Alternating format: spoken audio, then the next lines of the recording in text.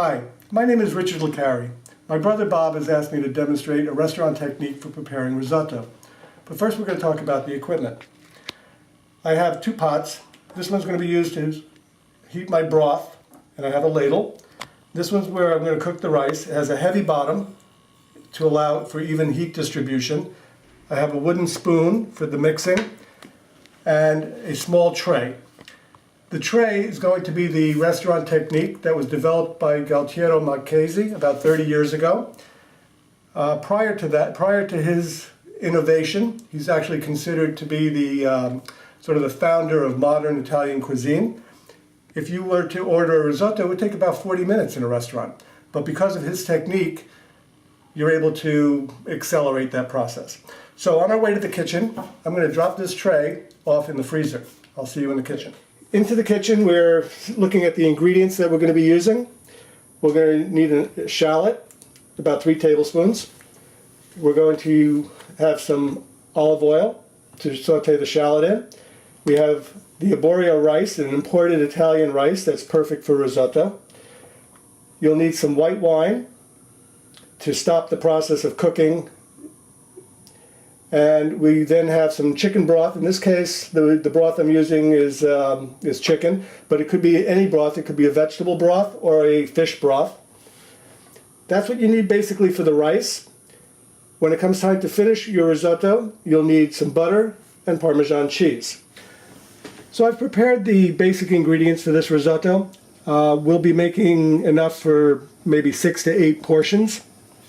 I have 1.5 cups of arborio rice, 3 tablespoons of shallots minced finely, about 3 tablespoons of butter, in this case it's salted butter.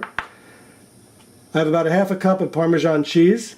I strongly suggest that you grate your own because it'll melt into the rice later on much easier than some cheese that's dry, but obviously you're going to work with what you got. And we're going to finish this dish with a saffron profile and by adding some frozen peas. I have some white wine that I'll need a splash of to stop the process of sauteing the rice and the onions together. So I think we're ready to get underway. Oh, and did I say we have about 1 quart of stock, which is here at a simmer. Now I'm going to lower that down because I don't need it to boil, just need it to simmer. Okay, so we're going to put about 1 tablespoon of olive oil in the bottom of my pan, which is hot. I'm going to add the shallots. I'm going to add a little bit of the butter. And I need my wooden spoon.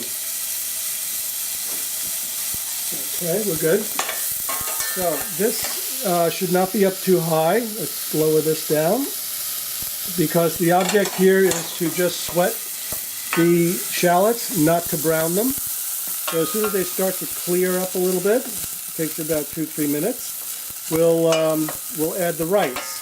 Now the concept here is to saute the rice a little bit, to toast it, get the grains to be coated with the oil and butter. Then we're going to stop that process with a splash of wine and begin the technique of making the risotto where you add just enough liquid for it to be covered in cooking and then allow it to absorb, the rice to absorb that liquid. Then adding another ladle, and usually it'll take like 3 or 4 installments of your broth.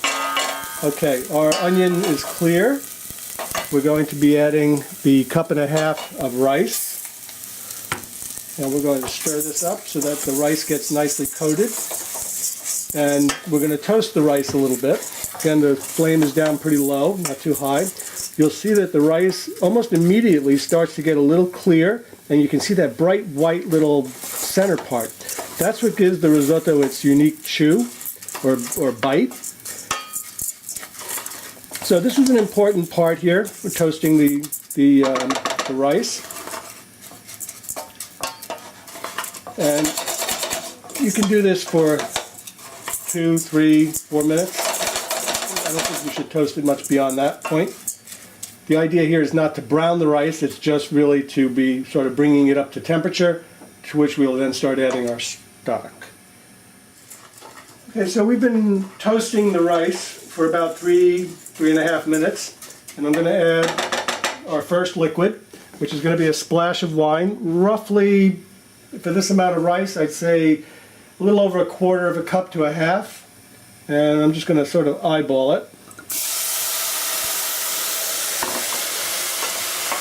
We're going to evaporate it out, and then we'll raise the temperature as we add our broth to the rice. Now, in stirring the rice, what's important is to constantly wipe down the sides, because your technique is basically, you don't want to just be stirring in the middle and leaving this other rice, because it'll start to stick on the edges and that'll give you a problem, could even burn.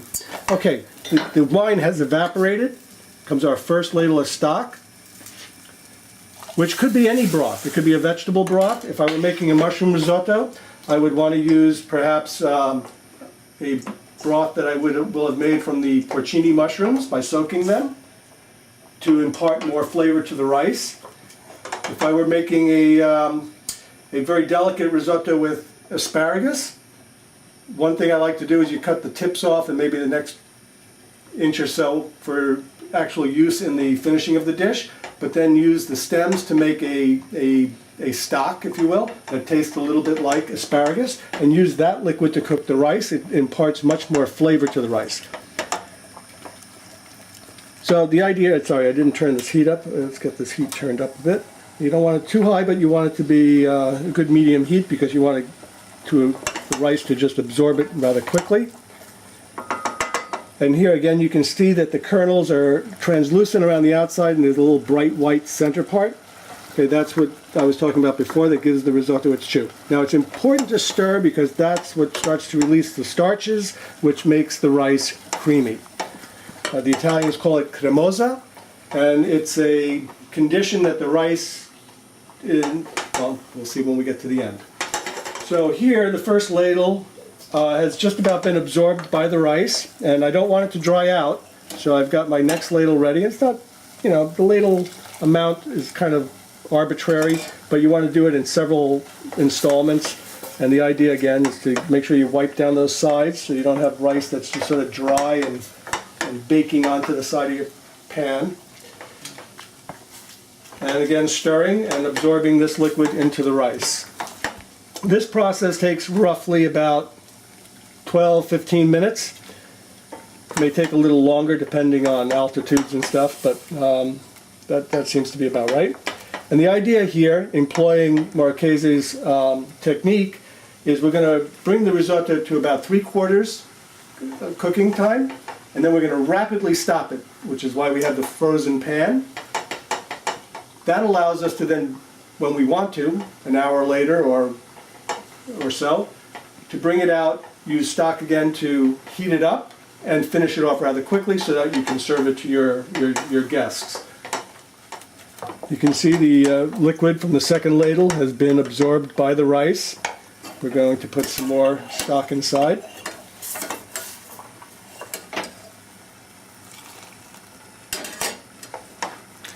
Continue this process. This will probably be our last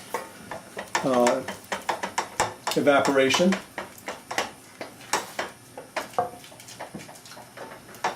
Again, the stirring is important. Now also, I had said that we used a quart of broth. If you find yourself without enough broth to complete the task, you could add a little hot water to this quantity of broth that's been absorbed. Also, if you're salting, I have not added any salt to so far, because the broth has a little salt within it, and of course the cheese will be salty. So, and as I pointed out, my butter is also salted. So the third ladle is just about evaporated out, and our rice is about 3/4 of the way cooked. It's still too crunchy if you try to eat it, but there's going to be some carryover cooking that goes on. So we just want to evaporate this out a bit, and there's that creaminess that we want to encourage that starch to break out, giving us that cremosa quality of the rice, which risotto is quite famous for. And I have got my chilled tray, which I've just taken out of the freezer. So we're going to go from here. I'm going to turn off the flame. and pour the rice out onto this tray, and then we're going to spread it out.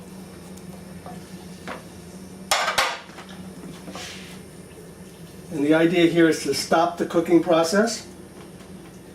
Alright, so the risotto right now is cooling down, and at this point, this is the restaurant technique of holding the risotto 3/4 cooked. When we come back, we're going to finish this risotto with a saffron profile and green peas. We're going to take a little bit of our hot broth in the meantime, and about 3 tablespoons worth, and put it into the little plate that has the saffron threads, and we're going to let that steep there. Okay, so now we're going to finish off the risotto. I have the tray that we prepared before, and I'm going to just make half of it at this time. So we're going to put this rice back into the pan, and our stock is hot.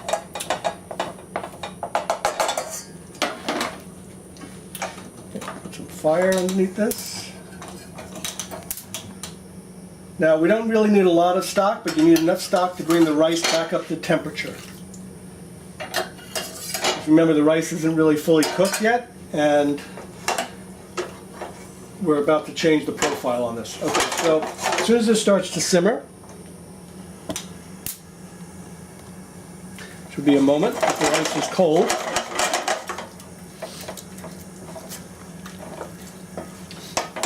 We're going to add our saffron to this mix.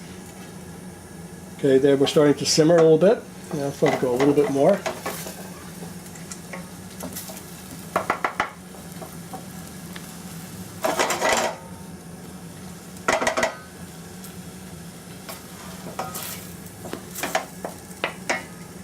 Okay, so I'm going to take my 3 tablespoons of broth that has the saffron threads, and it was roughly about, I'd say, almost a teaspoon of saffron threads. They were dry, so I added a few extras in there. Okay, so now it's giving us a beautiful color and flavor, and we're going to also put some hot stock on these peas, just to warm them up a little bit. Okay, now meanwhile, incorporate this flavor into the rice. You can see the strands of saffron. We've just about run out of the broth that we had, and I believe it is going to be warm enough. So we're going to put an amount of butter. We're going to close the flame first. This has to be done off fire. We're going to add, not all of this butter, but a goodly amount of it.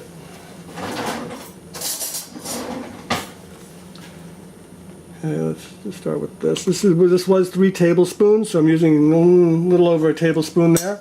I'm going to let that melt in.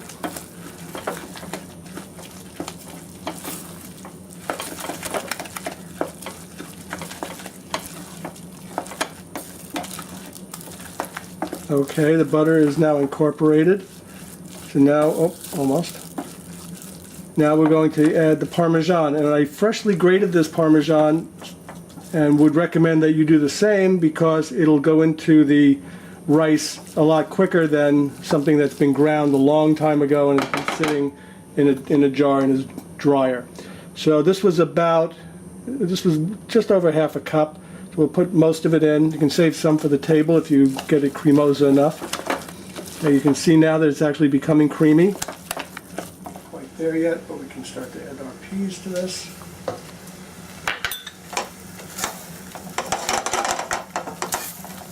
Okay, we've just about evaporated out that last bit of liquid. The rice is nice and hot. We're going to turn off our flame so there's no flame underneath this. Remember that not to let this rice stick on the sides. And we're going to add the butter. Remember, this was about 3 tablespoons of butter. And we used just a little bit of butter to help the shallots sweat. So we're going to work that butter in.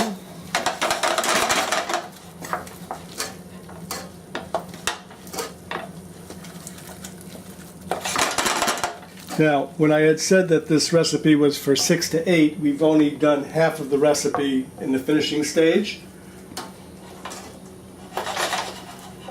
So I still have half of my rice still at the ready. Right, so as we plate the risotto, you'll see that little bit of moving that it's doing as it's melting like this. That is correct. It could even be a little creamier than that. So here we have risotto alla Milanese, a saffron and pea risotto. I hope you'll enjoy. As my aunt always says, ciao for now.